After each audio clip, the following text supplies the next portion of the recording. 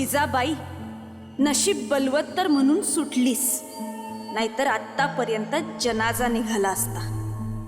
मैं मानती हूँ शायद तुला खुदा ने बख्शा होगा, म्हणूनच माझ्या हातचा घास तुझ्या पोटात गेला नाही। पण आता खुदाची रहमत मेरे साथ है। आता तू वाचणार नाहीस।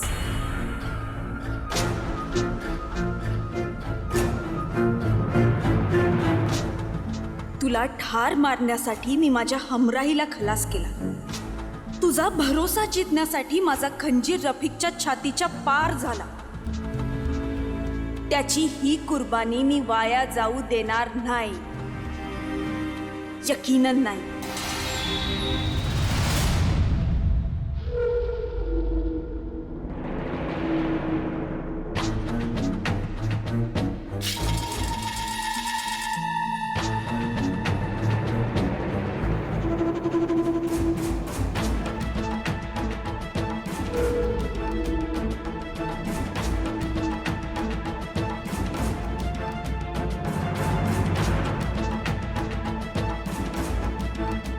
सकीना बेटी, मार जिजाबाईला, हीच संधी आहे। मार दे घाव, ऐसा घाव की राजगडावरून खाली वाहू दे उखळ। जा भीड।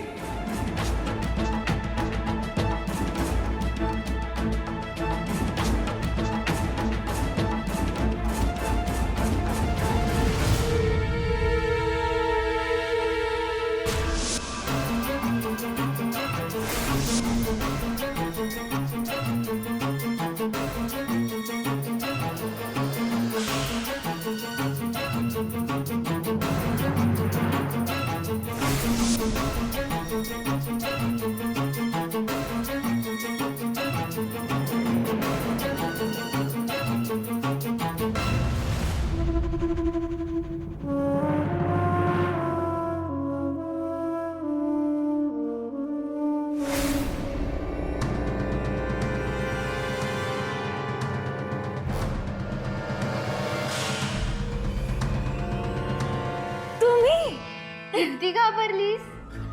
घाबरणारच ना, असं अचानक मागून। जा, आम्ही नाही बोलणार तुमच्याशी। नको बोलूस। पण काय बघत होतीस? काय नाही, असंच। चल तर मग आमचा घोडा पाहायला चल बघायला।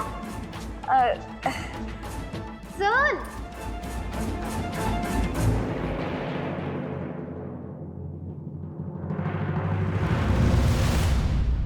आज द्वादशी, उद्या त्रयोदशी, त्यानंतर चतुर्दशी आणि मग पौर्णिमा।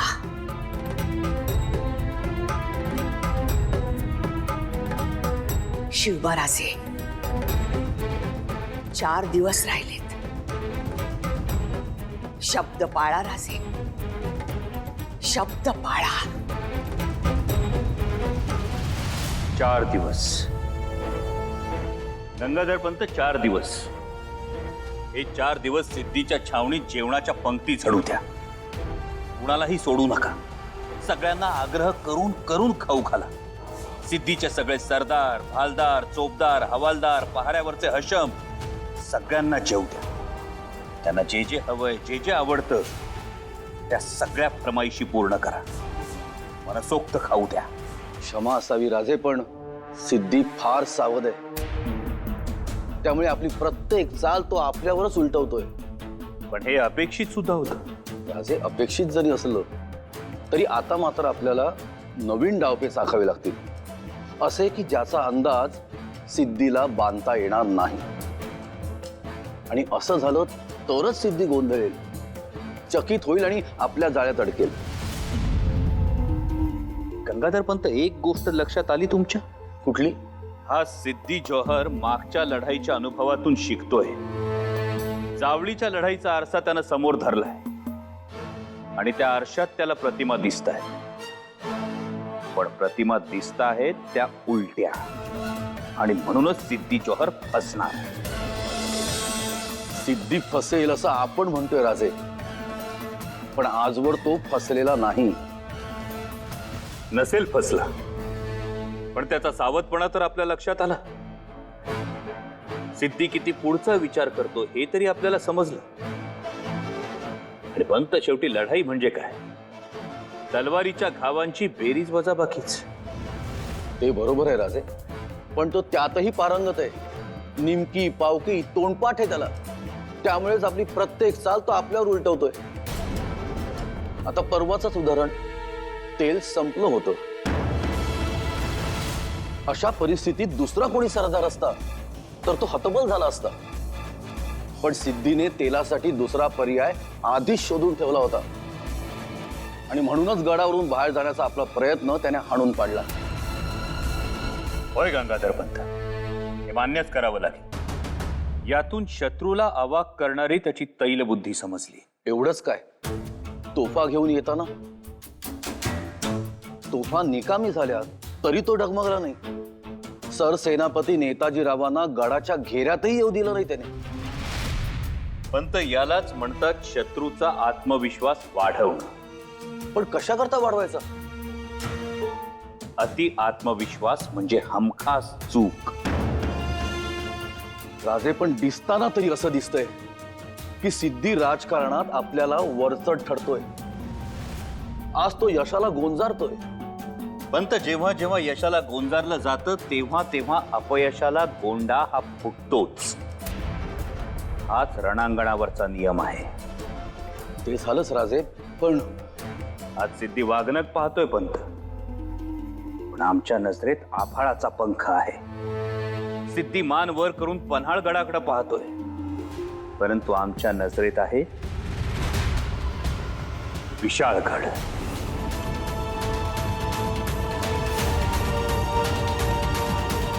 गंगाधर पंत, शत्रूनं काय विचार करायचा काय नाही हे आपण ठरवायचं.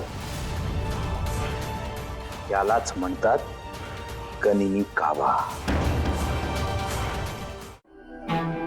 रानूबाई, तुम्ही आऊसाहेबांच्या लाडक्या आहात ना?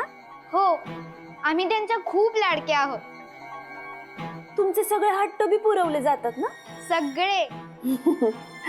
उठल्यापासून तुम्ही त्यांच्या बरोबरच असतात ना? हो, म्हणजे आऊंच्या पूजेची तयारी सगळी आम्हीच करतो. फुलं आणून देणं, बेलाची पानं निवडून देणं, समयांमध्ये तेल घालणं. पण केव्हा उठतात त्या? भल्या पहाटे, तांबडं फुटतं तेव्हा. हो, पण एवढ्या लवकर उठून करतात काय? रपेटीला जातात, तालीमखान्यात जातात, काठी फिरवतात आणि मग अंघोळ पांघोळ आणि देवपूजा. मग आलेल्या खलित्यांना जाप देण्यासाठी सदरेवर जायचं. पण न्यारी, सदरेवर जाण्याच्या आधी. आणि मग सदरेवरून आलं की भोजन आणि मग थोडा वेळ वामकोक्षी. मग पुन्हा काम, गाठी भेटी. पण या सगळ्यामध्ये झोपायला उशीर होत असेल ना? हो, किती किती चिंता काळजी आमच्या आऊसाहेबांना. पण मग झोपतात कुठं? त्यांच्या दालनात. पण मग त्या एकदा झोपल्या की तिकडे कोणी जात नाही. असं. अगं पुढचं तर ऐक. या वात्या देवघरात ठेवून आले ना मी, लगेच आले. अगं पण आऊसाहेबांचं तरी ऐक.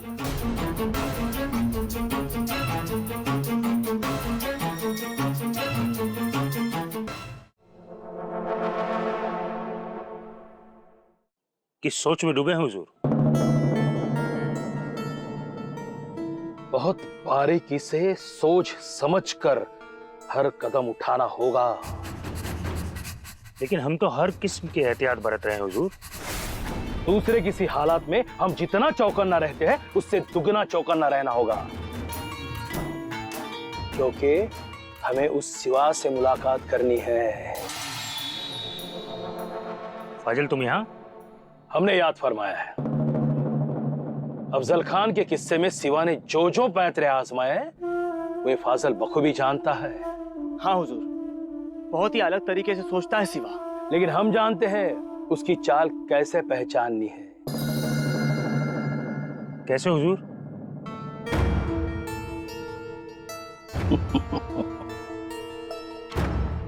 उसका नुस्खा ये है कि पहले ये सोचो कि वो क्या सोचेगा, वो क्या चाल चलेगा, और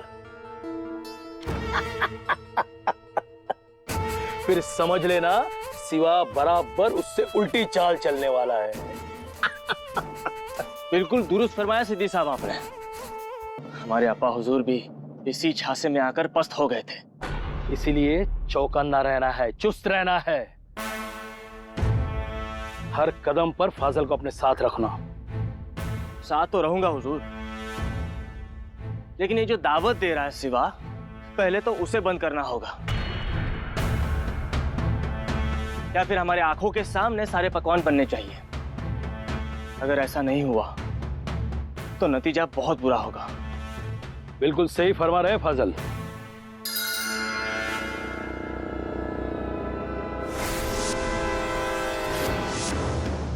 आओ आओ बंद।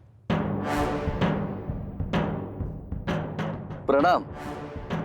हो गई सब तैयारी? जी हुजूर, फक्त एक गोष्ट राहिली।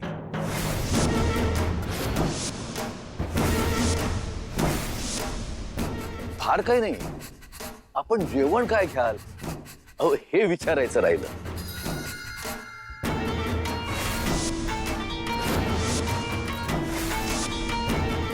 नहीं नहीं, इसकी कोई जरूरत नहीं है। सिपाही है हम, सिपाही। जो सबके लिए होगा वही हम भी नोश फरमाएंगे। वाह हुजूर वाह, सरदार असावा तर असा। म्हणून तर आमचे राजे आपली एवढी इज्जत करतात। बरं, आता इजाजत द्या, नाही म्हणजे अजून खूप तयारी करायची।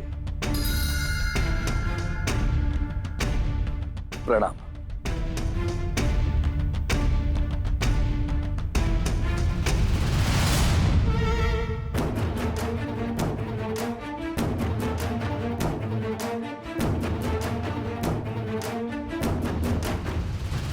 सगळी तयारी झाली? होय राजा। उत्तम. राजा सिद्धी म्हणाल्याप्रमाणे सगळा स्वयंपाक सिद्धीच्या छावणीतच होणार।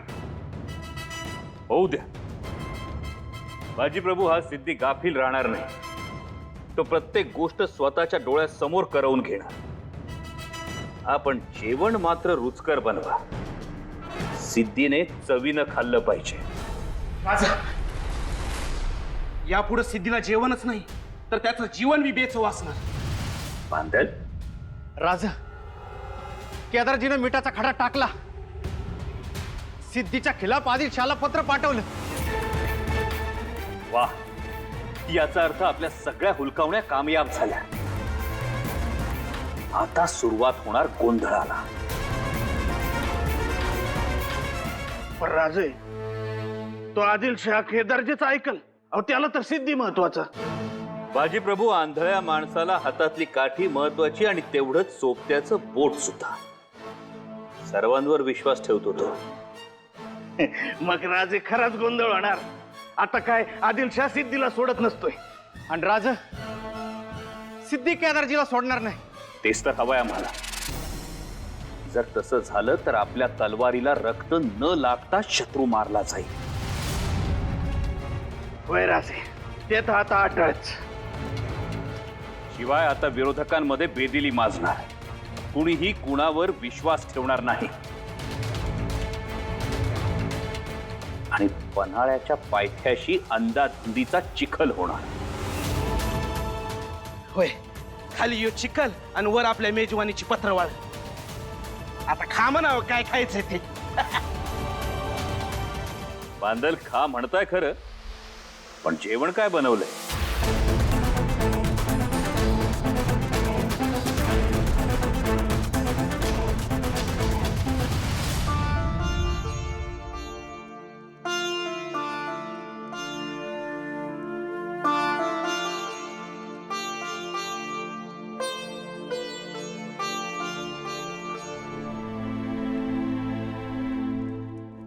आऊसाहेब,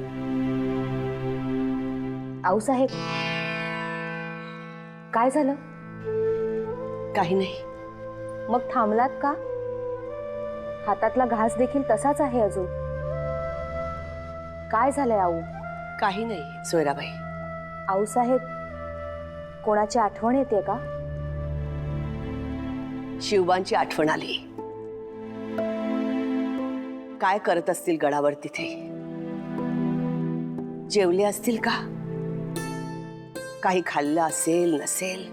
आऊसाहेब, किती दिवस झाले आमच्या कानावर शब्द पडले नाहीत की आऊ आम्हास तुमच्या हातचं जेवायचंय. छान करा काहीतरी. किती दिवस झाले. गेल्या पावसाळ्यात राजे गडूतर झाले त्याला आज तारीख बरोबर 11 महिने झाले आऊसाहेब. 11 मास आमचं लेकरू आम्हास दिसलं नाही. आऊसाहेब, सोयराबाई, तुम्ही जेवून घ्या बरं. दिवसभर काम करता थकला असाल, भूक लागली असेल.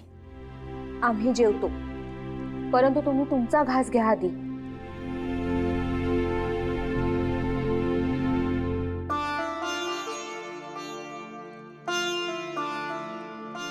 परवा पौर्णिमेस काहीतरी गोड करा सोयराबाई. राजे गडावर नसताना गोडाचे जेवण? पुरण घाला. आम्ही सांगतो म्हणून घाला. जी आऊ.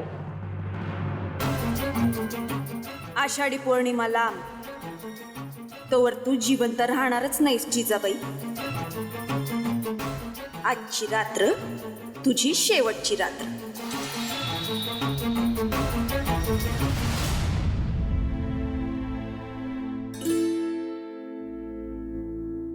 राजे,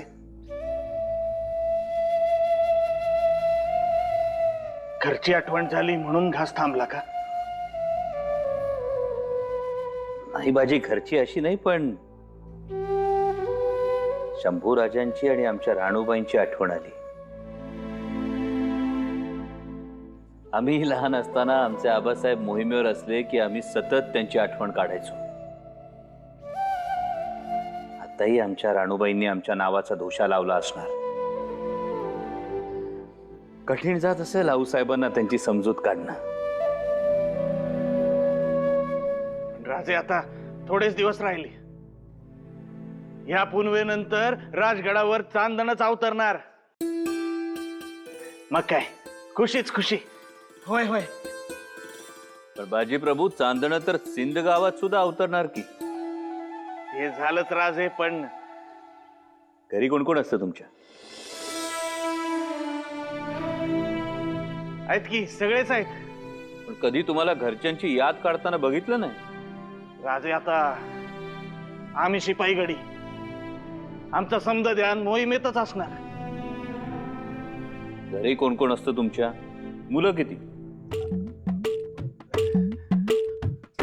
ते कुचमणार सांगायला मी सांगतो. अहो, त्यांना 8 लेक आहेत. लय मोठा बारदाना आहे त्यांचा.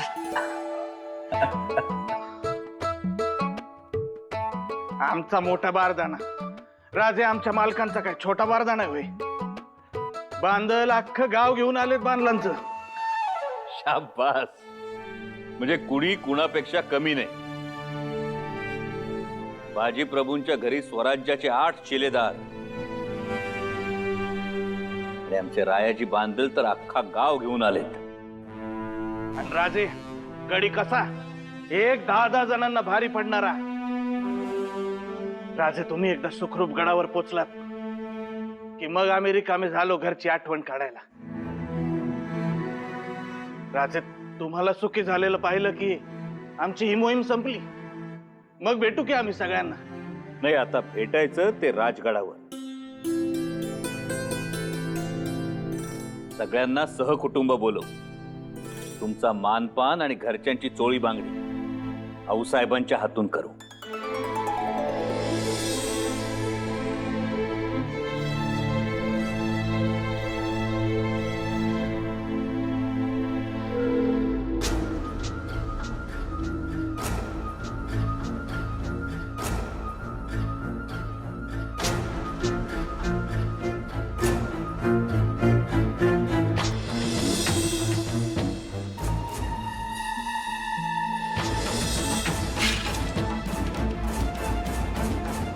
अजून काही महादेव? नाही, एवढाच निरोप होता. असा तुमचं निरोपाचं झालं असेल तर जाऊन थाळा घ्या. जी राणीसाहेब. ही माणसं आहेत की भूत? या खुदा. आणि ही जिजाबाई कधी आराम करते, बघेल तेव्हा कामात. या खुदा. आऊसाहेब, बोला पंत. बाहेर काही गावकरी आलेत, मोशी गावात आलेत. मोशी गाव हे तर आपलं शेवंताचं गाव.